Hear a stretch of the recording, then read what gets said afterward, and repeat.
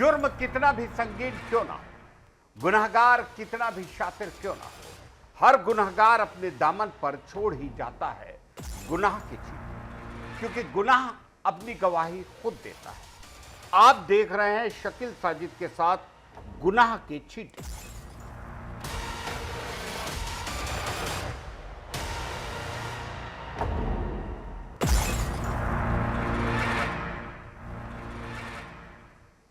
रिश्तों और इंसानियत पर सवाल खड़े करने वाली एक खबर जबलपुर शहर से। शहर के बीचों बीच मौजूद एक मशहूर केक शॉप, जिसे लोग मिठास के लिए जानते थे, वहां हवस का खौफनाक खेल चल रहा था। पुलिस ने एक ऐसे रसूखदार चेहरे को बेनकाब किया है जिसने अपनी दुकान में काम करने वाली एक युवती की जिंदगी को नर्क बना दिया। जबलपुर के जामनदास चौक स्थित एक प्रतिष्ठित केक शॉप में पिछले 1 साल से चल रहे शोषण के खेल का अंत आखिरकार घमापुर थाने की दहलीज पर हुआ। पुलिस रिपोर्ट के मुताबिक दुकान का मालिक ललित कुंदनानी, जो शहर का एक रसूखदार व्यापारी है, अपनी ही दुकान में काम करने वाली युवती के साथ लंबे समय से दरंदिगी कर रहा था। आरोपी ने पीड़िता की मजबूरी का फायदा उठाकर न केवल उसकी अस्मत से खिलवाड़ किया, बल्कि उसे अपनी हवस का शिकार बनाए रखा। हैरान कर देने वाली बात यह कि यह सिलसिला कोई 1-2 दिन का नहीं, बल्कि पिछले 1 साल से लगातार जारी था। जब भी युवती ने इसका विरोध करने की कोशिश की, आरोपी ललित कुंदनानी ने अपनी पहुंच और रसूख का डर दिखाकर उसे चुप करा दिया। आरोपी इतना शातिर कि उसने युवती और उसकी मां को जान से मारने की धमकी भी दी। इसी डर की वजह से पीड़िता लंबे वक्त तक खामोश रही और घुट-घुट कर जीने को मजबूर थी। आखिर में जब जुल्म की हदें पार हो गई तो पीड़िता ने साहस जुटाया और घमापुर थाने में आपत्ति बताई। पुलिस ने मामले की गंभीरता को देखते हुए आरोपी ललित कुंदनानी के खिलाफ संगीन धाराओं में मामला दर्ज किया। रिपोर्ट दर्ज होने के बाद से आरोपी ललित कुंदनानी फरार है। कई टीमें आरोपी की तलाश में संभावित ठिकानों पर दबिश दे रही हैं।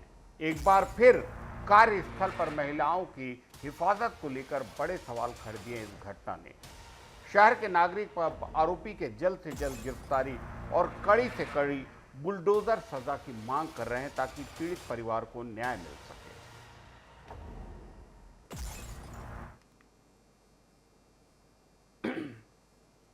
जी बताएं, कहाँ से और क्या शिकायत है आपकी? मेरी शिकायत ललित कुंदनानी के नाम पर है। उनकी दुकान में मैं काम करती थी पिछले 1 साल से, और वो मेरे साथ गलत करते थे, जिसकी शिकायत मैंने आज दर्ज करवाई है थाने में। जी क्या नाम है इसका? इनका नाम है ललित कुंदनानी। कहाँ का रहने वाला है? जामनदास चौक का रहने वाला है और उसकी एक केक की शॉप है। इसकी शिकायत आपने कहाँ से की? इसकी शिकायत मैंने घमापुर थाने में की है। कैसे दोस्ती बनी थी इससे आपकी? मैं उनकी दुकान में काम करती थी, मैं काम की तलाश में गई थी, उन्होंने मुझे अपनी दुकान पर काम पर रखा था। कुछ जवाब वगैरह धमकी वगैरह? जी, उन्होंने दी थी मुझे कि अगर ये किसी को बताओगी तो हम तुम्हें और तुम्हारी मम्मी को ख़त्म करवा देंगे। इसकी शिकायत लेके कहाँ पे आए? इसकी शिकायत लेके मैं घमापुर थाने आई हूँ। क्या नाम है आपका? कहाँ रहते हैं आप? गोपाल होटल। जी सर, ये जो एक महिला ने लिखा शिकायत दी थी, क्या था घटनाक्रम और कहाँ का था? आवेदिका काजल खत्री हैं और अनावेदक ललित कुंदवानी हैं।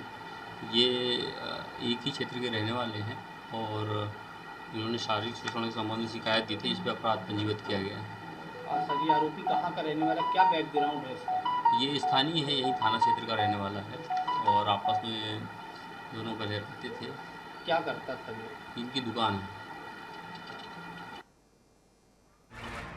छत्तीसगढ़ के कबीरधाम जिले के कोतवाली थाना क्षेत्र में रिश्तों और नैतिकता को शर्मसार करने वाली घटना। यहां 25 वर्षीय विवाहित महिला ख्याति विश्वकर्मा पर एक 16 साल के नाबालिग लड़के के साथ दुष्कर्म करने का आरोप लगा है। जानकारी के मुताबिक दोनों की पहचान सोशल मीडिया प्लेटफॉर्म इंस्टाग्राम के जरिए हुई थी। धीरे धीरे बातचीत बढ़ी और महिला ने लड़के को अपने झांसे में ले लिया। बताया जा रहा है कि आरोपी महिला ने कुछ वक्त पहले ही प्रेम विवाह किया था, लेकिन वह शादी के पहले से ही इस नाबालिग के संपर्क में थी। घटना 1 अप्रैल 2026 की, जब ख्याति ने नाबालिग को भूरमदेव रोड स्थित एक होटल में मिलने के लिए बुलाया, जहां महिला ने लड़के को डरा धमकाकर भावनात्मक रूप से ब्लैकमेल करते हुए उसके साथ शारीरिक संबंध बताए। इस घटना के बाद आरोपी महिला ने लड़के को धमकी भी दी कि वह इस बारे में किसी को न बताए। इस दरंदगी से नाबालिग इस कदर सहम गया कि वह मानसिक तनाव में चला गया। 2 दिनों तक डर के साए में जीने के बाद आखिरकार पीड़ित ने हिम्मत जुटाई और कोतवाली थाने पहुंचकर आपबीती बताई। पुलिस ने मामले की संवेदनशीलता को देखते हुए तत्काल कार्रवाई की और आरोपी महिला के खिलाफ पॉक्सो एक्ट सहित विभिन्न गंभीर धाराओं में मामला दर्ज कर लिया। पुलिस ने आरोपी ख्याति को गिरफ्तार कर कोर्ट में पेश किया, जहां से उसे न्यायिक रिमांड पर जेल भेज दिया गया। समाज के लिए चेतावनी है यह घटना की कैसे सोशल मीडिया के जरिए अब नाबालिगों को भी निशाना बनाया जा रहा है। आईपीएल का सीजन जहां क्रिकेट प्रेमियों के लिए रोमांच लेकर आता है, वहीं सट्टेबाजी का काला कारोबार भी सक्रिय हो जाता है। कटनी पुलिस इस बार आर पार के मूड में है। ऑपरेशन क्लीन के तहत पुलिस ने सट्टेबाजों के नेटवर्क को ध्वस्त करना शुरू कर दिया। शहर के 2 अलग अलग थाना क्षेत्रों में हुई छापेमारी ने सट्टा बाजार में हड़कंप मचा दिया। मध्य प्रदेश के कटनी जिले में आईपीएल के दौरान चल रहे अवैध सट्टे के खिलाफ पुलिस ने अब तक की सबसे बड़ी कार्रवाई को अंजाम दिया। जिले के पुलिस अधीक्षक अभिनय विश्वकर्मा के कुशल निर्देशन में कोतवाली और माधवनगर थाना पुलिस ने संयुक्त रूप से छापेमारी कर 8 सटोरियों को गिरफ्तार कर लिया। ये कार्रवाई पुलिस को मिली सटीक मुखबिर सूचना के आधार पर की गई, जिसके बाद पुलिस की विशेष टीमों ने सट्टेबाजी के अड्डों पर दबिश दी। ऑपरेशन क्लीन के तहत यह कार्रवाई केवल गिरफ्तारी तक सीमित नहीं है। एसपी अभिनय विश्वकर्मा ने स्पष्ट किया है कि पुलिस अब इस नेटवर्क की जड़ों पर प्रहार कर रही है। पुलिस का मुख्य फोकस उन तकनीकी पहलुओं पर है जिनका उपयोग सट्टेबाज बच निकलने के लिए करते हैं। पुलिस अब उन लोगों की कुंडली खंगाल रही है जो एक ही आधार कार्ड पर कई सिम कार्ड का उपयोग कर रहे हैं। साथ ही सट्टे के लेन देन के लिए इस्तेमाल किए जा रहे संदिग्ध बैंक अकाउंट को भी फ्रीज करने की प्रक्रिया शुरू है। कटनी पुलिस की इस सख्त कार्रवाई से अवैध कारोबारियों में खौफ का माहौल है। अधिकारियों का कहना है कि आईपीएल के पूरे सीजन के दौरान उनकी टीमें हाई अलर्ट पर रहेंगी। आने वाले दिनों में अभियान और तेज किया जाएगा, जिसमें सट्टेबाजी के इस अंतर्राष्ट्रीय नेटवर्क से जुड़े अन्य लिंक भी खंगाले जाएंगे। आम जनता से भी अपील है कि वे इस तरह की अवैध गतिविधियों की सूचना तुरंत विभाग को दे ताकि शहर को अपराध मुक्त बनाया जा सके।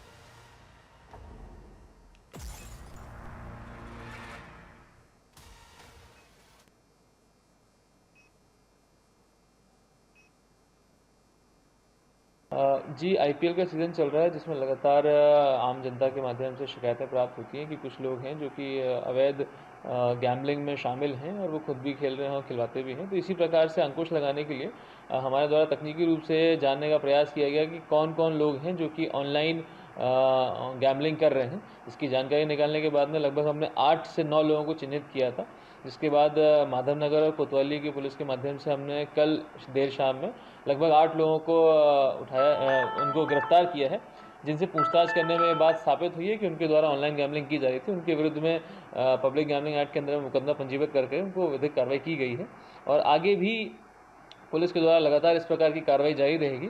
इस अभियान को हमने ऑपरेशन क्लीन लिफ्ट का नाम दिया है, जिसके माध्यम से हम लगातार ऐसे लोगों को टारगेट करेंगे जो कि खुद सट्टा खेल भी रहे हैं और सट्टा खेलने के नेटवर्क में शामिल हैं, जिससे कि आम जन में ये मैसेज रहे कि सट्टा खेलना भी गुनाह है और खिलवाना भी गुनाह है।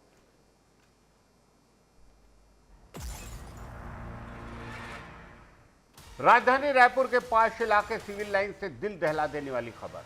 यहां एक शख्स ने खुद को एस्ट्रोलॉजर और ट्रेडिंग एक्सपर्ट बताकर एक 21 साल की युवती का भरोसा जीता और फिर उसे अपनी हवस का शिकार बना डाला। जिस दफ्तर को युवती ने अपने कैरियर की नई शुरुआत समझा, वहीं उसकी असमत का सौदा हो गया।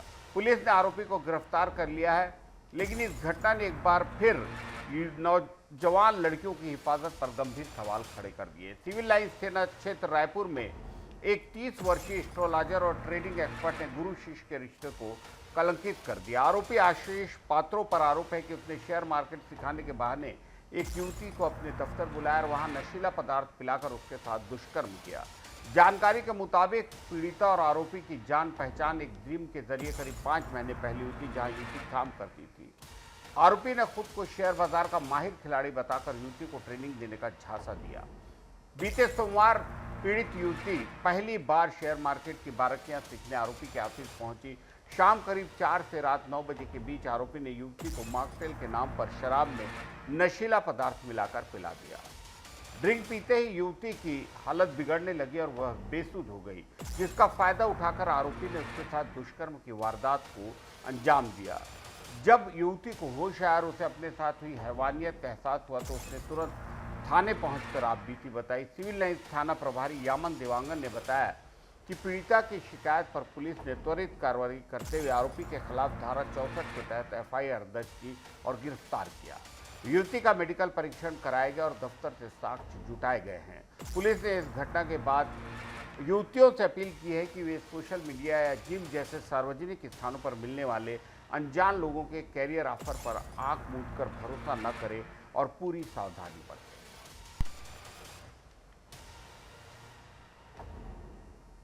रायपुर के उरला थाना क्षेत्र स्थित गर्ग एग्रो कोल्ड स्टोरेज में उस वक्त चीख पुकार मच गई जब काम कर रहे दो मजदूरों के बीच हिंसक झड़प हो गई। जानकारी के मुताबिक महासमुंद जिले का निवासी संतोष सोनवानी यहां मजदूरी करता था।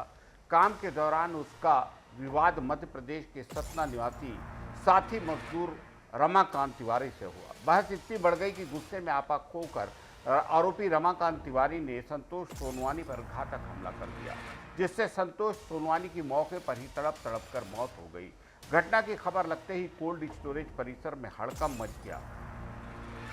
आरोपी रमाकांत तिवारी ने वारदात के बाद मौके से भागने की कोशिश की, लेकिन उरला पुलिस और वरिष्ठ अधिकारियों ने घेराबंदी कर उसे गिरफ्तार कर लिया। पुलिस की प्रारंभिक जांच में ये बात सामने आई कि दोनों के बीच लंबे वक्त से किसी बात को लेकर मनमुटाव था, जो घटना के दिन उग्र रूप ले लिया। पुलिस ने मृतक संतोष सोनवानी के शव को कब्जे में लेकर पोस्टमार्टम के लिए भेज दिया और आरोपी के खिलाफ हत्या का मामला दर्ज किया। पुलिस इस मामले की गहराई से जांच करेगी कि क्या हत्या किसी तात्कालिक विवाद का परिणाम थी या कोई पुरानी रंजिश। इस घटना ने एक बार फिर औद्योगिक क्षेत्रों में काम करने वाले मजदूरों के बीच आपसी सुरक्षा और व्यवहारिक तनाव को चर्चा के केंद्र में ला दिया है।